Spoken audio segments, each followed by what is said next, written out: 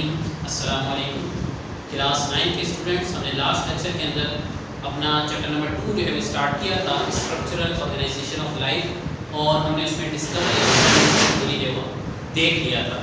अब इसके बाद हमारा जो आज का टॉपिक है वो है लाइट माइक्रोस्कोप और इलेक्ट्रॉन माइक्रोस्कोप। माइक्रोस्कोप क्या होता है? माइक्रोस्कोप एक ऐसा इंस्ट्रूमेंट है जिसकी मदद से हम स्मॉल ऑब्जेक्ट्स को जो देखते हैं, ये बात हमने की थी। अब इस चीज़ को देखने के लिए दो टाइप्स है माइक्रोस्कोप की, light microscope and electron microscope. इसको समझने के लिए पहले दो टर्म्स हैं, उसको समझ लीजिए। First one is resolution. Resolution क्या होती है? इसमें डेफिनेशन लिख रहा हूं, capacity to separate between adjacent separate adjacent objects।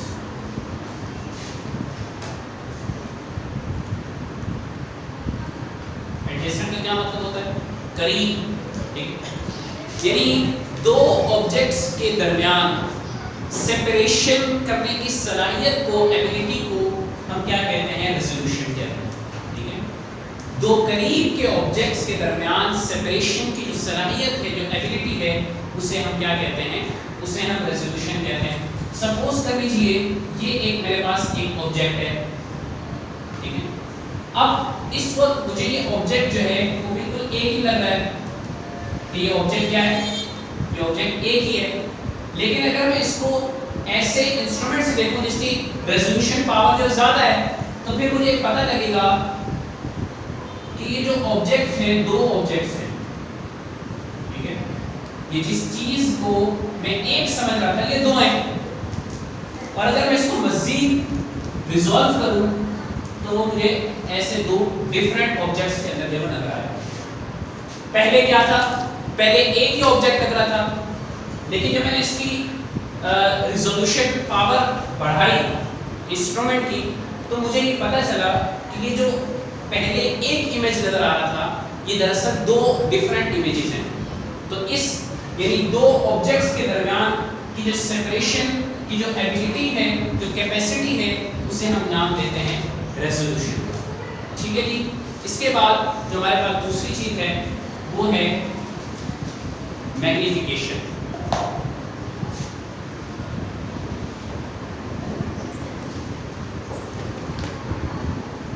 Magnification का मतलब होता है किसी भी ऑब्जेक्ट के साइज को बढ़ाना, इंक्रीजिंग साइज ऑफ द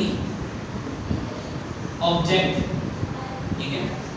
मैं किसी भी चीज के, किसी भी ऑब्जेक्ट के साइज को अगर बड़ा करके देखना चाह रहा हूं, तो इसका मतलब है मैं उसको मैग्नीफाई कर रहा हूं, मैं बड़ा कर रहा हूं। मिसाल के तौर पे ये मैंने यहां पे लिखा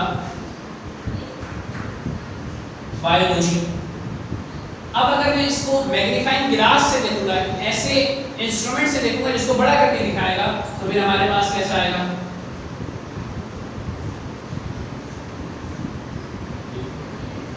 असल ऑब्जेक्ट क्या है? ये है, असल इमेज ये है, लेकिन मैंने उसको क्या किया? उसको मैं बड़ा करके देखना चाह रहा हूं। तो ये जो ऑब्जेक्ट के साइज को बड़ा करने की जो एबिलिटी है, जो प्रॉपर्टी है, इसे हम क्या नाम देते हैं? इसे हम नाम देते हैं मैग्नीफिकेशन का। तो ये जो दो टर्म्स हैं ये इस्तेमाल होती हैं माइक्रोस्कोप के अंदर। अब हम देखते हैं कि लाइट माइक्रोस्कोप क्या होता है और इलेक्ट्रॉन माइक्रोस्कोप क्या होता है। तो सबसे पहले इसका जो नाम है लाइट माइक्रोस्कोप क्यों रखा गया है? इसलिए कि यहाँ पर जो हम सोर्स ऑफ इल्यूमिनेशन इस्तेमाल करते हैं वो होती है लाइट। इल्यूमिनेशन का क्या मतलब होता है? इल्यूमिनेशन का मतलब होता है लाइटिंग, रोशन करना, ठीक है। जब आप रूम के अंदर लाइट को ऑन करते हैं, इसका मतलब आप रूम को इल्यूमिनेट करते हैं, उसको रोशन करते हैं। तो लाइट माइक्रोस्कोप के अंदर जो हम सोर्स ऑफ इल्यूमिनेशन है, यानी जिस चीज की मदद से हम उस ऑब्जेक्ट को देखते हैं, हम लाइट को इस्तेमाल करते हैं, तो लिहाजा इसका नाम रखा है लाइट माइक्रोस्कोप। अगर हम इलेक्ट्रॉन माइक्रोस्कोप की बात करें, तो यहाँ पर जो हम सोर्स ऑफ इल्यूमिनेशन इस्तेमाल करते हैं वो होती है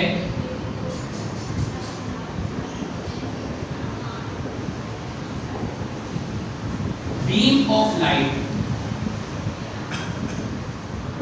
beam of electrons, electron microscope के अंदर इलेक्ट्रॉन्स की शुआओं को इस्तेमाल करते हैं as a source of illumination, यानी उस ऑब्जेक्ट को, यानी जिस ऑब्जेक्ट को हम माइक्रोस्कोप के अंदर जो है वो ऑब्जर्व करते हैं उसको हम नाम देते हैं स्पेसिमेन का, ठीक है। तो उस स्पेसिमेन को देखने के लिए, ठीक है, उसको रोशन करने के लिए हम क्या करते हैं, हम इलेक्ट्रॉन्स की शुआओं का इस्तेमाल करते हैं इन द इलेक्ट्रॉन माइक्रोस्कोप। दूसरी बात, इसके अंदर लाइट माइक्रोस्कोप के अंदर हम गिलास लेंसेज को इस्तेमाल करते हैं। हम क्या करते हैं, गिलास लेंसेज का इस्तेमाल करते हैं। अब आपने मैग्नीफाइंग गिलास देखा होगा, तो उसके अंदर जो पीस ऑफ गिलास होता है वो क्या होता है, लेंस होता है, यानी जो चीज को बड़ा करके हमें दिखाता है।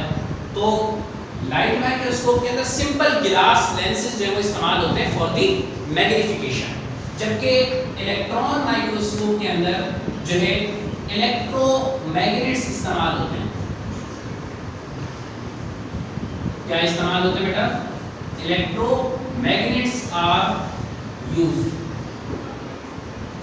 अब इलेक्ट्रोमैग्नेट क्या होता है, इलेक्ट्रोमैग्नेट को आपको समझना है, कोई भी मेटल, मिसाल के तौर पे आयरन है, इसके ऊपर मैंने वायरिंग कॉइलिंग कर दी, वायर की, किसी से कॉइलिंग की, वायर की, इसके ऊपर तार जो है मैं लिपटा दी, और जब मैं इस वायर में से इलेक्ट्रिक करंट पास करूंगा तो वो जो आयरन है वो मैग्नेट का जो है वो मैग्नेट जो बन जाएगा, इसे हम कहते हैं इलेक्ट्रोमैग्नेट, ठीक है। तो यहाँ पर इलेक्ट्रॉन माइक्रोस्कोप के अंदर इलेक्ट्रोमैग्नेट्स को इस्तेमाल किया जाता है मैग्नीफिकेशन के लिए। इसके बाद जो तीसरी चीज आएगी वो आएगी रिजॉल्विंग पावर, ठीक है, रिजॉल्विंग पावर। अभी हमने देखा रेजोल्यूशन क्या होता है, इसको हम आम अल्फाज में करें क्लियरिटी ऑफ द इमेज, यानी इमेज जो है वो कितनी साफ, कितनी वाज़ेह नजर आ रही है, इस चीज को हम कहते हैं रिजॉल्विंग पावर। तो जो लाइट माइक्रोस्कोप होता है उसकी जो रिजॉल्विंग पावर होती है वो होती है 0.2 माइक्रोमीटर, और माइक्रो किसके बराबर होता है, माइक्रो बराबर होता है एक्सपोनेंट -6 के, यानी ये इस इतने छोटे ऑब्जेक्ट को जो है वो क्या कर सकता है, हमें जो है वो बिल्कुल वादे तौर पे जो नजर आ सकता है वो इमेज, वो चीज, वो ऑब्जेक्ट जिसको हम देख रहे हैं। लेकिन अगर हम इलेक्ट्रॉन माइक्रोस्कोप की बात करें तो चूंकि ये बहुत ही एडवांस माइक्रोस्कोप है, इसके अंदर हमें चीज जो है वो बहुत ही वाज़ेह तौर पे नजर आती है, तो इसकी जो रिजॉल्विंग पावर होती है वो होती है 0.2 नैनोमीटर, ठीक है, इसकी कितनी है 0.2 माइक्रोमीटर। लेकिन जो इलेक्ट्रॉन माइक्रोस्कोप है उसकी रिजॉल्विंग पावर होती है 0.2 नैनोमीटर, और नैनो कितना होता है, नैनो होता है एक्सपोनेंट -9 मीटर। ये बहुत ही छोटे ऑब्जेक्ट को भी इलेक्ट्रॉन माइक्रोस्कोप है बहुत ही वाज़ेह करके डिस्टिंक्ट जो है वो दिखाता है, ठीक है जी। तो ये थी इनकी बातें। अब इसमें से कौन सा माइक्रोस्कोप जब हम इस्तेमाल करते हैं लेबोरेटरी के अंदर, आपने भी माइक्रोस्कोप देखा होगा लेबोरेटरी के अंदर, तो वो तमाम के तमाम माइक्रोस्कोप लाइट माइक्रोस्कोप होते हैं। ऐसा क्यों है, लाइट माइक्रोस्कोप की जो मैग्नीफिकेशन पावर है या रिजॉल्विंग पावर है वो इतनी ज़्यादा हाई नहीं है, लेकिन इसके बावजूद भी हम लाइट माइक्रोस्कोप को इस्तेमाल करते हैं। इसकी वजह ये है कि जब हम इलेक्ट्रॉन माइक्रोस्कोप को इस्तेमाल करते हैं तो इलेक्ट्रॉन माइक्रोस्कोप के अंदर ऐसे केमिकल मेथड्स इस्तेमाल होते हैं कि जो उस सेल को जिसकी हम स्टडी करना चाह रहे हैं वो डेड हो जाता है, वो किल हो जाता है। तो लिहाजा अगर हमें सेल, लाइव सेल की स्टडी करनी है, जिंदा सेल की स्टडी करनी है, तो लिहाजा किसको इस्तेमाल करते हैं, लाइट माइक्रोस्कोप को इस्तेमाल करते हैं। अब जो हम सेल के बारे में हमने जाना कि रॉबर्ट हुक ने जो सेल डिस्कवर किया, इसके बाद हमने यही माइक्रोस्कोप, वो भी लाइट माइक्रोस्कोप ही था। इसके बाद जब मजीद एडवांसमेंट आई तो हमने सेल के अंदर भी मजीद ऑर्गेनल्स को देखा कि सेल के अंदर भी कुछ स्ट्रक्चर्स हैं जो कि मुख्तलिफ फंक्शन जो परफॉर्म करते हैं, जैसे माइटोकॉन्ड्रिया है, राइबोसोम्स हैं, एंडोप्लाज्मिक रेटिकुलम है। तो वो तमाम की तमाम हमने किसकी मदद से देखे, इलेक्ट्रॉन माइक्रोस्कोप की मदद से देखे। तो बेटा ये था हमारा टॉपिक लाइट माइक्रोस्कोप और इलेक्ट्रॉन माइक्रोस्कोप। और इस हवाले से अगर आपको कोई सवाल हो तो आप ज़रूर पूछें, जो ज़्यादा पूछता है वो ज़्यादा सीखता है। और इंशाअल्लाह ताला हम अपने नेक्स्ट लेक्चर के अंदर सेल के स्ट्रक्चर को देखेंगे। अंटिल द नेक्स्ट टाइम, अल्लाह हाफ़िज़।